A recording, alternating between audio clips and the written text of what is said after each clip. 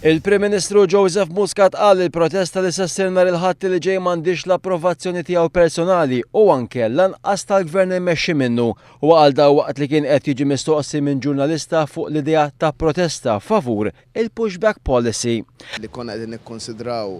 l-options kollha kif għedna sa mill-ewwel moment fuq dimostrazzjoni qed tgħid li ħassir m'għandha l-ebda appoġġ la min-naħa tiegħi laħas min-naħa tal-Gvern anzi niddiswadi aħna ma nibżgħu mhix kwistjoni ta' dimostrazzjonijiet u ma naħsibx li għandha ssir l-ebda dimostrazzjoni fil-verità ma tgawdi l-ebda u hija appoġġ min-naħa tiegħi. Din il-protesta qiegħda tiġi organizzata bħala sinjal ta' pushback lejn il-45 immigrant mis-Somalja illi waslu fi xtutna aktar kmieni din il-ġimgħa meta ġie mistoqsi dwar il-Kunsill Konsultattiv għad-Drittijiet LGBT li fl-aħħar jiem ra żewġ għaqdiet mhux governattivi jirriżenjaw, il-Prim Ministru Joseph Muscat ħabbar li ser ikun qed jiltaqa' magħhom bilan illi dawn jerġgħu jirritornaw f'dan il-Kunsill.